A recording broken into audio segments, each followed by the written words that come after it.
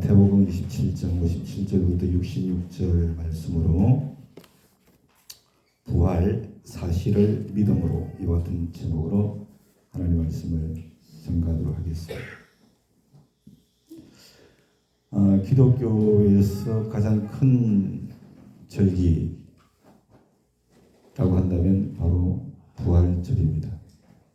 예수님께서 십자가에서 죽으신 후에 다시 살아나신 그 사실을 기념하는 절기이기 때문에 그렇습니다.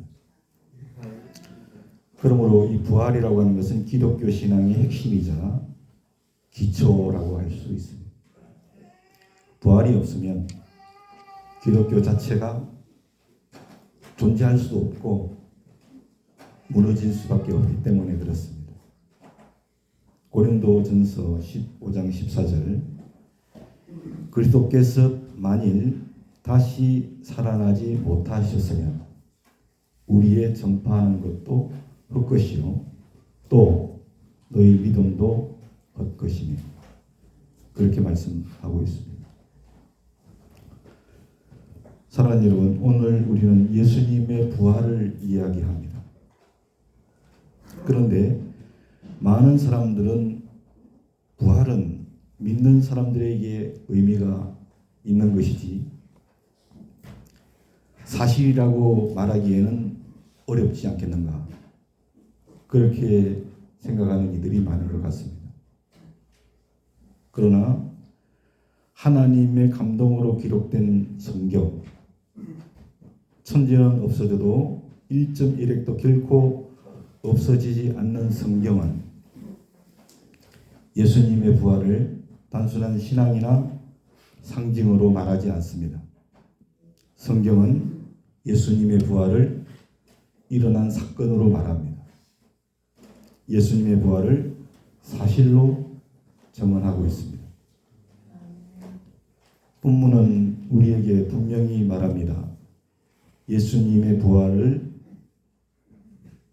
그것은 믿고 싶은 얘기가 아니고 부정할 수 없는 역사적인 사실이라고 말하고 있습니다. 그러므로 사실인 예수님의 부활에 대한 응답으로 예수님의 부활을 온전히 믿는 우리 베데스다 교회가 되기를 바랍니다. 그리고 예수님의 부활이 사실임을 우리가 확신하고 이 부활의 신앙의 삶으로 계속해서 성화되어가는 교회가 될 수 있기를 또한 소망합니다. 몇 가지로 말씀을 전가하도록 하겠습니다. 첫 번째, 부활의 전제는 예수님의 죽으심이다라고 하는 겁니다. 오늘 본문 57절부터 61절에 해당하는 말씀입니다. 사랑하는 여러분, 예수님의 부활이 사실이 되기 위해서는 반드시 확인되어야 할 것이 있습니다. 그것은 바로 예수님께서 정말 죽으셨는가 하는 겁니다. 죽어야 부활할 수 있기 때문입니다. 예수님은 정말 죽으셨는가? 조금 더 정확한 질문은 예수님은 정말 나의 죄를 지시고 죽으셨는가 하는 것입니다. 본문에는 예수님의 죽으심에 대해서 매우 구체적으로 기록하고 있습니다. 뭐라고 기록합니까? 아리마대 요셉이라는 사람이 실제 인물로 등장합니다. 예수님의 시신을 거두었던 사람입니다. 그는 빌라도에게 연락을 받아서 예수님의 시신을 가져왔습니다. 그리고 세마포로 싸서 새 무덤에 장사했습니다.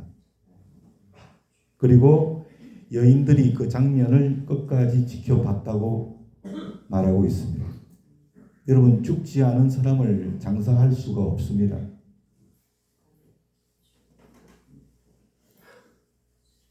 예수님의 죽으심은 전설처럼 흐르는 이야기가 아닙니다. 예수님이 언제 어디서 어떻게 죽으셨고 장사되었는가 분명한 기록입니다. 또한 여러분, 당시 로마의 십자가형을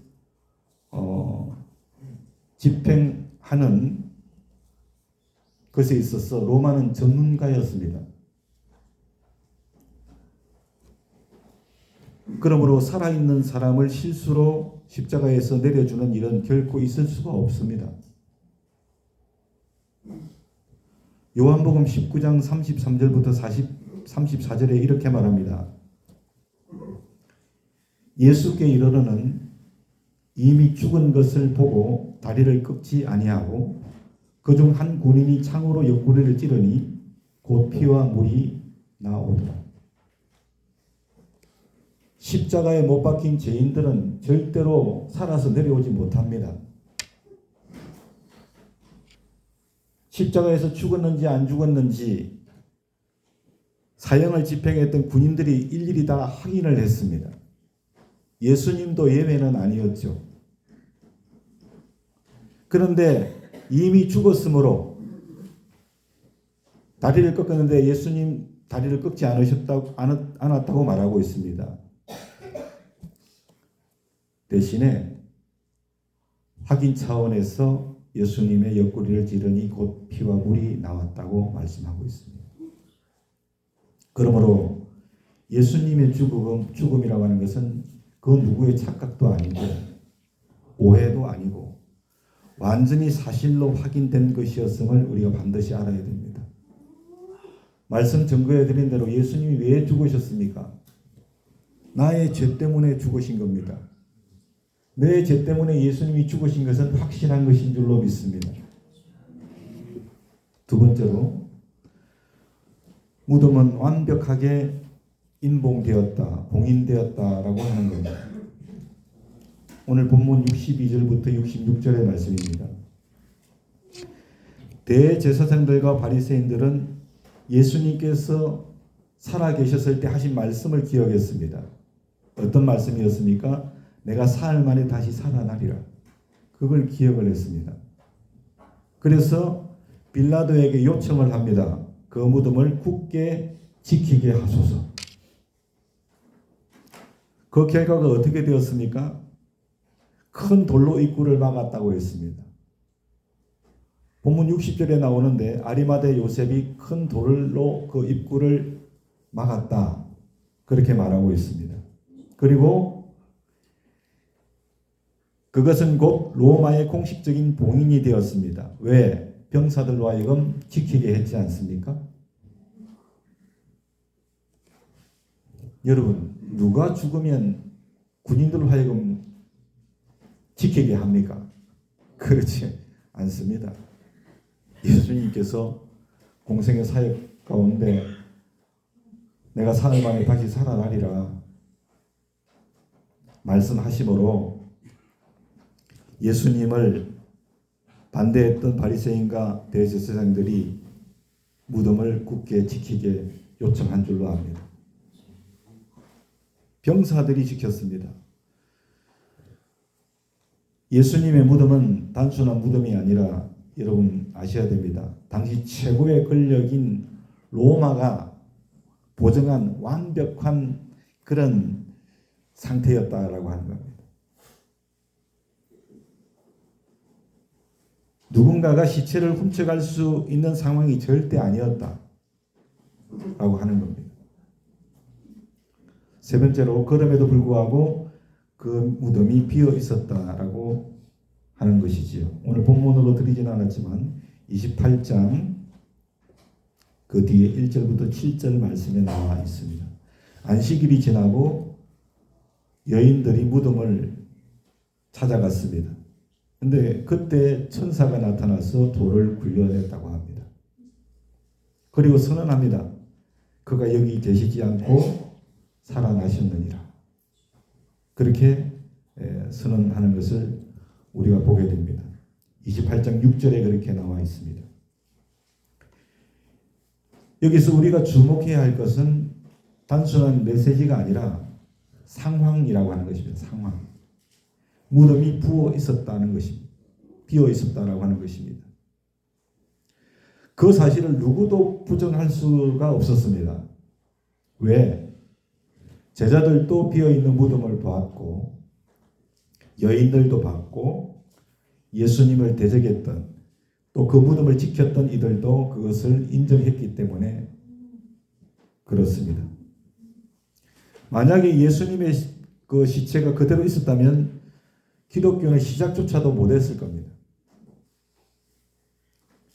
누가 여기 있다고 보여주면 그걸로 끝나는 것이기 때문에 그런 것입니다. 그러나 그 누구도 예수님의 시신을 제시를 하지는 못했습니다. 왜냐하면 그 무덤에는 정말로 예수님이 없었기 때문입니다. 네 번째로 사실을 가리기 위해서 거짓말이 만들어졌다라고 하는 것입니다.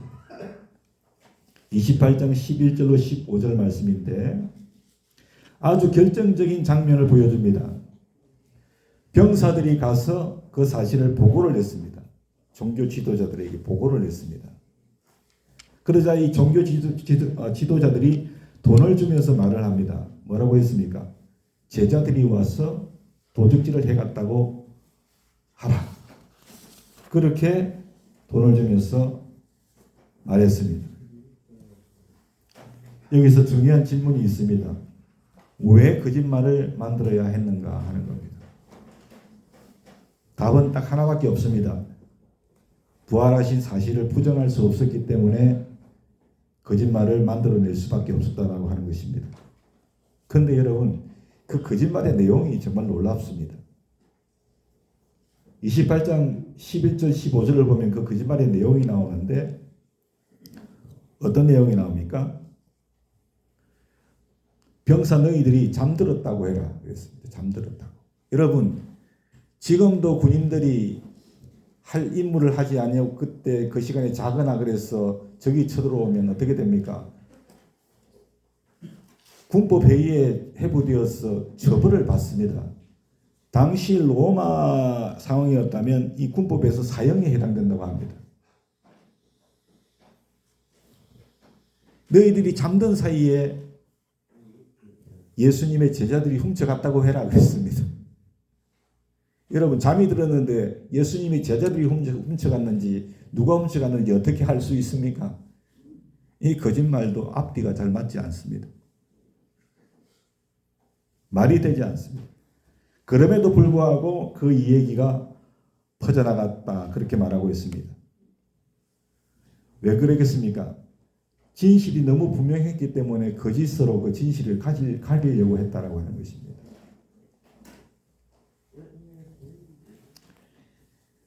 다섯 번째로 부활하신 예수님을 사람들이 만났습니다. 28장 8절로 10절, 16절로 20절 말씀에 해당하는데 여인들이 돌아가는 길에 예수님을 직접 만났습니다. 부활하신 주님을 뵌 겁니다. 제자들도 갈릴리에서 예수님을 만나 뵈었습니다. 여러분, 예수님의 부활은 단순히 무덤이 비었다는 것으로 끝나지 않았습니다.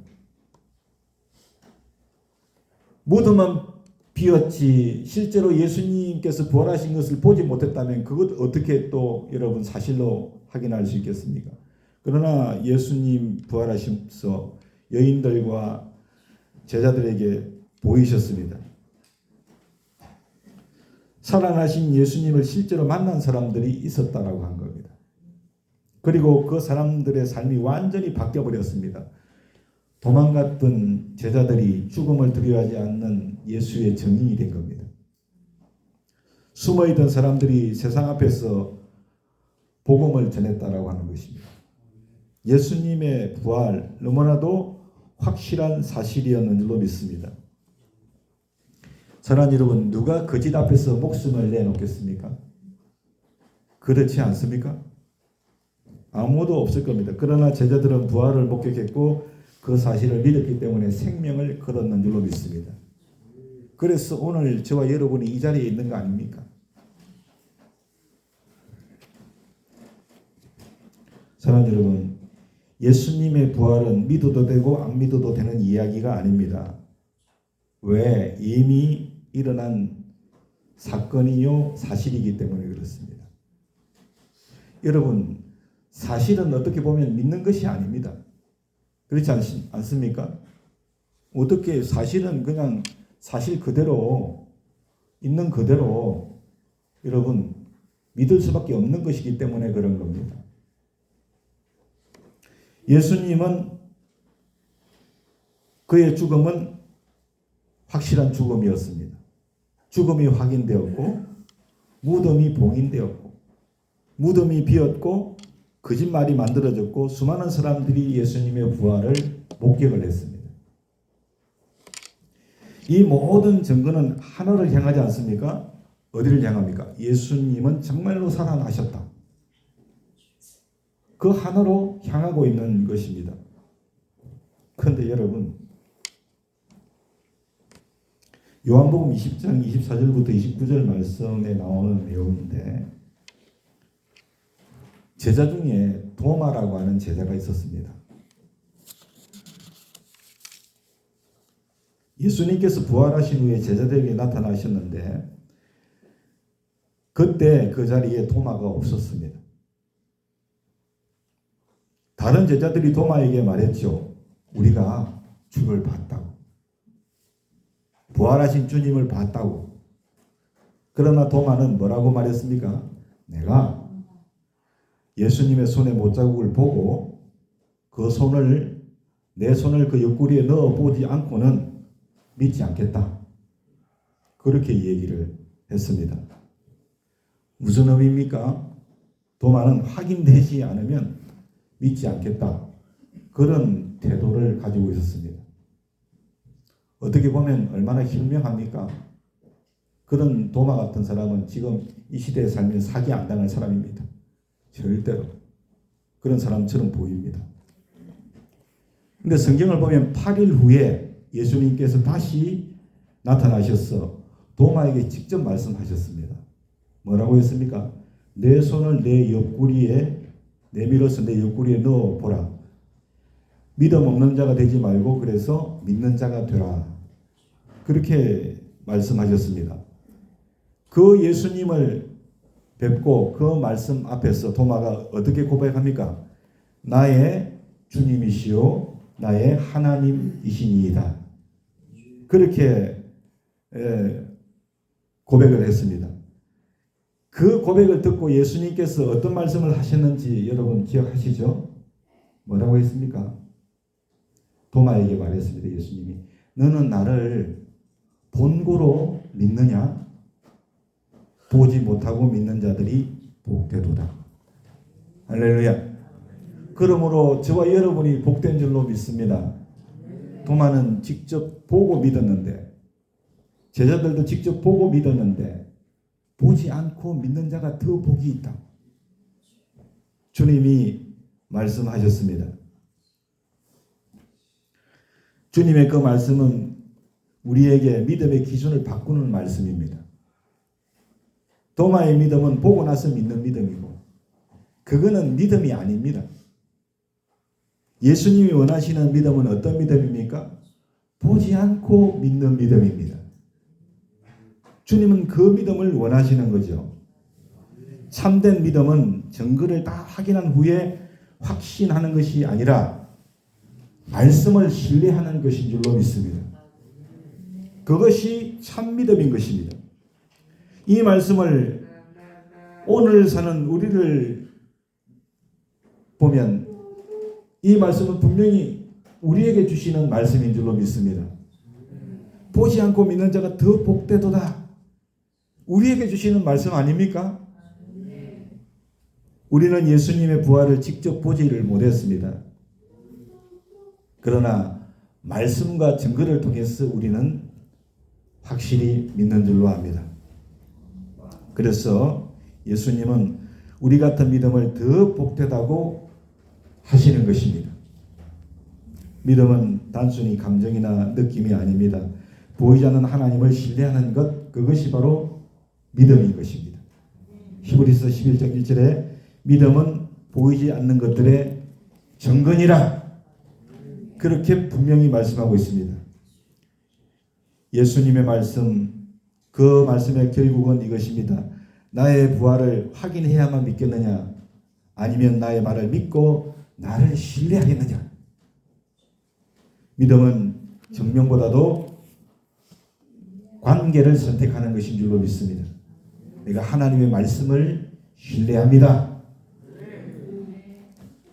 사랑하는 여러분, 우리가 예수님의 부활을 직접 보지 않았어도 또 더 나아가서 응답이 즉시 보이지 않는다 할지라도 우리가 예수님의 말씀을 붙잡는 것, 그것이 복된 믿음이라는 사실을 반드시 기억하십시오.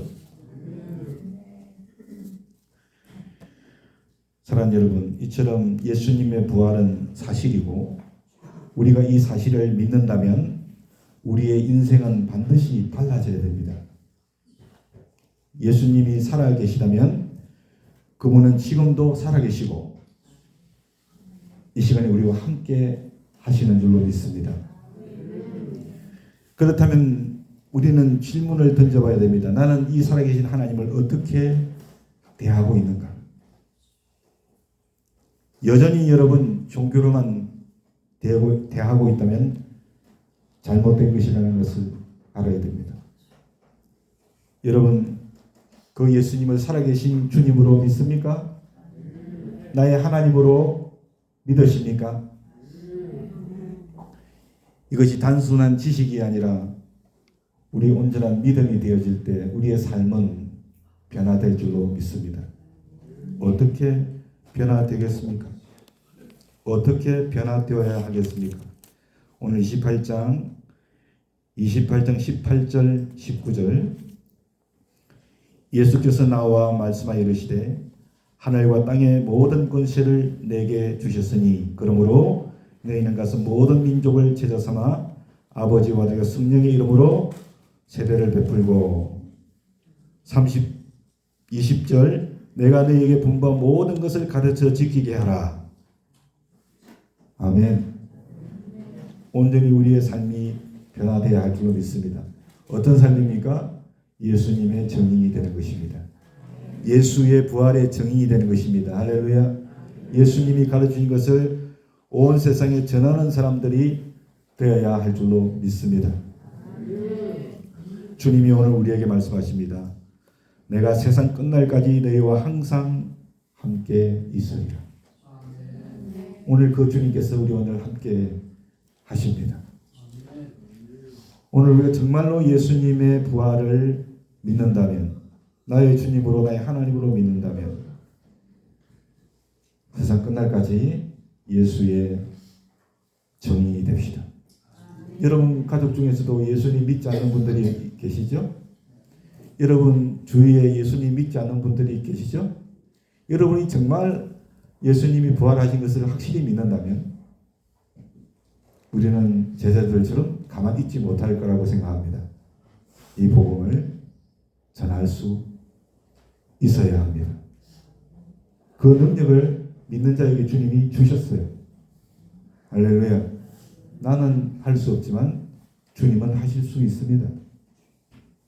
여러분 그 믿음에 서게 해달라고 더욱더 온전히 기도하시고 여러분 주위에 믿지 않은 이들에게 복음을 전할 수 있도록 그분의 이름을 부르면서 기도하십시오. 하나님이 여러분에게 성령의 능력으로 함께 하셔서 그렇게 복음을 전할 수 있는 용기를 주실 겁니다. 부족한 여러분의 입술을 통하여 복음을 전하게 해 주실 줄로 믿습니다. 혹이라도 그분이 복음을 받아들이지 않더라도 여러분 하나님께서는 여러분 마음을 더욱더 위로해 주시고 강하게 하실 줄로 믿습니다. 또 그리고 하나님께서 하실 일들을 말씀해 주실 줄로 확실히 믿습니다. 저는 우리 교회가 예수님의 부활을 믿는 교회가 되기를 소원합니다. 주님은 부활의 첫 열매가 되셨고 그러므로 예수님 안에 있으면 부활에 또한 소망이 있음을 확실히 믿습니다. 사랑하는 여러분, 지금 이제 예수님의 부활을 찬양하기를 원합니다. 우리가 이 찬양하는 것은 죽은 분을 기념하는 노래가 아니라 지금도 살아계셔서 우리와 함께 하시는 주님을 향한 고백이 되기를 소원합니다. 주님 살아계십니다. 이 시간 그 사실을 마음을 다해서 믿음으로 주님 앞에 찬송 드리기를 원하는데 165장 주님께 영광 찬송하겠습니다.